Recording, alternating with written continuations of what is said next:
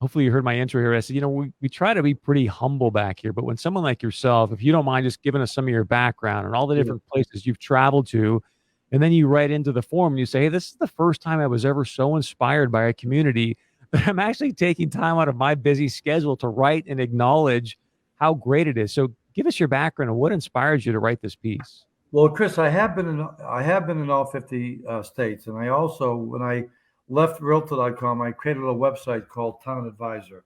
It was underfunded and never made it, but it was based on this premise: where do people go for hotel information? They go to TripAdvisor. Where do they go for home improvement? They go to Home Advisor.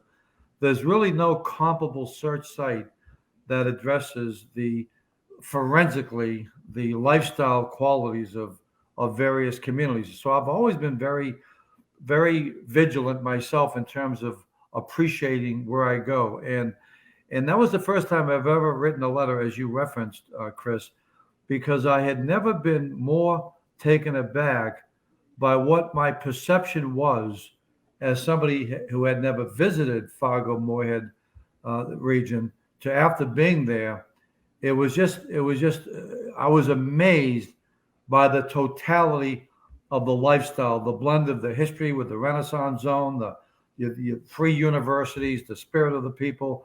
And the more I thought about it, I almost saw it as like almost a metaphor for your famed Roger Maris. Roger Maris was probably the least of a publicity hound of any major iconic athlete in the history of this country. He was so reserved. In fact, I think that's what's kept him out of the Hall of Fame, because he would shun the publicity. He would not cooperate with the media, and he was so prideful. And then, I mean, he, after all, is a person taking away steroids. He is the champion of home runs all time. And when I saw his record broken by the steroid infested other players, and I saw his family there when that happened, my heart broke, because he was such a beloved person, and I think he really embodies Fargo, people that are very prideful, yet they're not one to blow their own horns.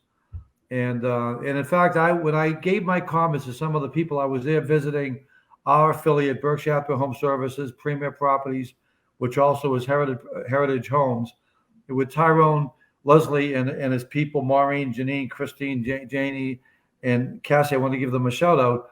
They were almost like a surprised that somebody would have so many superlatives over what they're experiencing. But I put it in a larger context. I have never visited any city. Your MSA has about 250,000 people with Fargo and Moorhead.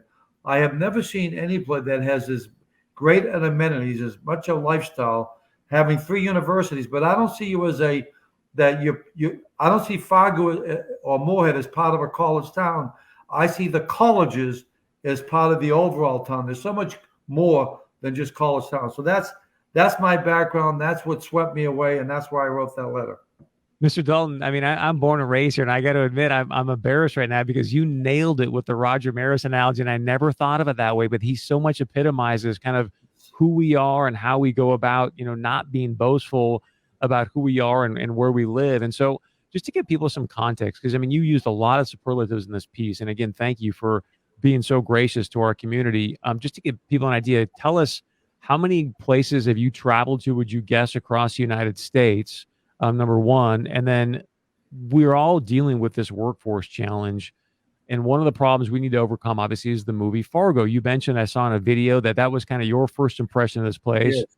You are a high-level executive. How would you suggest that we start branding this community to overcome that stigma? Well, first of all, it's interesting because the company I mentioned, Berkshire Home Services Premier, they have done a wonderful video that does an excellent job. And I was kidding them because it was already done. You should advertise for name an amenity. And for this, you don't have far to go. You don't have far to go for this. You want great football, you don't have far to go with North Dakota State University's 7 or whatever national championship. If you want culture, you don't have far to go. If you want the only one of only 2 rivers that flows northward, the Red River, you don't have far to go. You know, all of this, the Fargo Dome. I mean, it's just basically see, the fact that Amazon and Microsoft, of all the different places, have selected that venue, okay, that just speaks volumes. I mean, that is, and then the fact that I think Zip Recruiter had is one of the top places to work, and I think USA Today had a number 3 to raise a child. I think the whole community should do more to celebrate, because I'll give an example. Now, I liken it to like a mini Austin or a mini Boston, because but it's without all the traffic, just the traffic alone. Like, I live in Fairfield, Connecticut. When I went to Fargo, it took me like 10, 15 minutes from the airport. When I have to fly back into JFK, it takes me 2 hours. It takes me 2 hours of people angry, intense, beeping their horns. I mean, people are just not as friendly. They're more rude, and they're nice people. I've always said this. It's not that it wouldn't be that people in Fargo are nicer people than the East Coast, but they're in a lot better mood. Okay. Like, when you go to have dinner, this is one of my jokes. When you have dinner in New York now, do you know what the waiters do after they bring over the bill? They go like this. Was anything okay? Okay. Because everybody's so grumpy. And the fact that you can navigate all of the new construction, the areas, go over the bridges.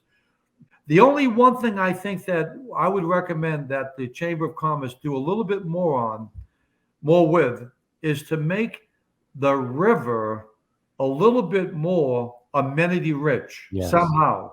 Okay. That would be the only suggestion, because your downtown, I have never seen a downtown that Renaissance Center, the high ceilings, the deep, all of the stores are so deep with high ceilings, and the construction and the wide sidewalks. And it's just an amazing place, and the vitality and the energy in terms of that. So I just think it's, I think the more people that get there, but I think doing world-class videos to show people. But I'll tell you right now, I lived in Los Angeles, Westlake Village, very upscale town, Thousand Oaks. I lived in Boston suburbs here. I lived in areas of New Jersey. Everything you want, you have there, without all of the crime and the traffic. And then in terms of this, I remember reading once, I think one year, one more person in America died because of the heat and the cold. Okay. People, the cold is great, because see, whether you're 10 degrees, 15 degrees, or 30 or 40, it doesn't matter. You're still not going to be outside in a shirt and a t-shirt. You're still going to be. Can we have you back? Sure, I have hard breaks in this show, but I love the Westlake Village Promenade. Used to live there myself, so you and I have to catch up. And we didn't get a chance to talk about the real estate market, so we'd love to have you back. And again, thank you for the gracious words. Continue your great show. No, I'm good.